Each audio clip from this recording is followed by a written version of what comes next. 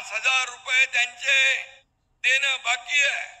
कलेक्टरना मी सांगितलंय, त्यांनी 4,646,572 शेतकऱ्यांना हे पैसे मिळाले. पण उर्वरित शेतकरी जे बाकी आहे त्यांना तात्काळ ते पैसे द्या, अशा प्रकारचे निर्देश मी त्यांना दिलेले आहेत. आणि म्हणून शेतकऱ्यांच्या अनेक योजना आपण केल्या. आणखी नजीकच्या काळामध्ये देखील शेतकऱ्यांसाठी आपण अनेक योजना करणार. शेतकरी आपला अन्नदाता आहे, आपला मायबाप आहे, त्याला वाऱ्यावर कधी सरकार सोडणार नाही. आज महिला भगिनी इकडे मोठ्या प्रमाणावर बसलेले आहेत, इकडे मोठ्या प्रमाणावर बसलेले आहेत. त्याच्या मागे ही जगदंबा आई भवानी उभी असते, नारी शक्ती उभी असते, त्याला कोणी पराभूत करू शकत नाही. अशा प्रकारची ताकद नरेंद्र तुझ्या पाठीशी आहे. आणि बांधव सगळे बसलेले आहेत. या बांधवांचं जे काही आज तुझ्याबद्दल भावना ते व्यक्त करतायत, खऱ्या अर्थाने नरेंद्र बोडणेकर हा भाग्यवान आहे की अपक्ष निवडून आलेला असताना देखील, अपक्ष निवडून येणं सोपी गोष्ट नाही आहे. कामाच्या जोरावर तो निवडून येतो. परंतु आतापर्यंत त्याने बाळासाहेबांचे विचार पसरवण्याचा प्रयत्न केला, बाळासाहेबांचे विचार वाढवण्याचा प्रयत्न केला. मी आपल्याला अभिमानाने सांगतो, जेव्हा 2 वर्षापूर्वी या राज्यामध्ये आपण सत्तांतर घडवलं, सर्वसामान्य माणसाच्या मनातलं सरकार आणलं, त्यावेळेस नरेंद्र बोंडेकर या एकनाथ शिंदेच्या खांद्याला खांदा लावून उभा होता.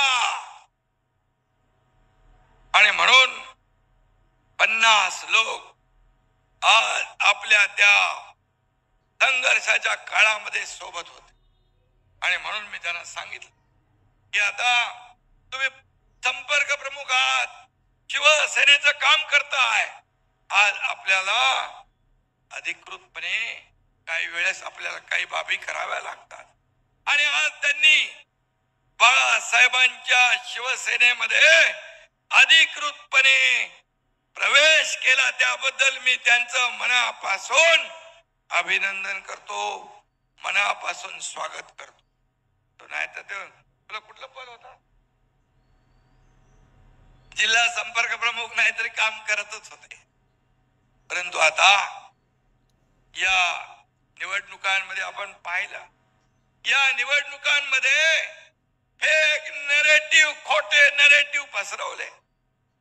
संविधान बदलणार, आरक्षण जाणार, या आपल्या दलित मागासवर्गीय बांधव भगिनींना त्यांना खोटा प्रचार केला, आदिवासींमध्ये खोटा प्रचार केला, मुस्लिम मध्ये लोकांमध्ये प्रचार केला. आणि हे एकदाच होत, पुन्हा पुन्हा होत. आणि म्हणून आज मी आपल्याला सांगतो, 30 जागा महाविकास आघाडीच्या आल्या असल्या तरी मतदान जे आहे, मतदान महायुती आणि महाविकास आघाडीला एक समान झालेला आहे. त्यामुळे 5 विधानसभा मतदारसंघात आपला उमेदवार पुढं, एक मतदारसंघ आला आणि त्या मतदारसंघात 4 ते 5 मतदारसंघाचा लीड तोडला गेला. पण हे काम एक मोठं नरेटिव्ह पसरवून केलंय. मला सांगा की बाबासाहेबांचा पराभव कोणी केला? मला सांगा तुम्ही. बाबासाहेब आंबेडकरांना पराभूत कोणी केलं? काँग्रेसने केलं. एकदा नाही, 2दा. बाबासाहेब म्हणाले, हे काँग्रेस जळक घर आहे, यापासून दूर राहा. हे बाबासाहेबांचे शब्द. आज नरेंद्र मोदी यांनी लंडन मधलं बाबासाहेबांचं घर स्मारक म्हणून तयार केलं. आज नागपूर मधली दीक्षाभूमी विकसित आपण करतोय. मुंबई मुंबईमध्ये हिंदू मिल मध्ये जगाला हेवा वाटावा असं स्मारक आपण करतोय. संविधान बदलणार बदलणार. मगाशी नरेंद्र बोंडेकर यांनी म्हटलं 50-60 वर्ष या काँग्रेसला संविधानची आठवण झाली नाही. पण नरेंद्र मोदीजी सरकारमध्ये आले 2014ला आणि त्याने 2015 पासून संविधान दिन साजरा करायला सुरुवात केली. मग मला सांगा, मोदीजींनी शपथ घेताना संविधान डोक्याला लावलं, बघितलं आपण सगळ्यांनी.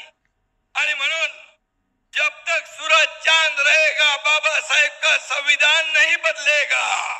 हे सगळं हे असा हे खोट्या अफवा, खोटा प्रचार आणि त्याच्यामध्ये नरेंद्र आपण फोडून काढायला कमी पडलो ही वस्तुस्थिती आहे.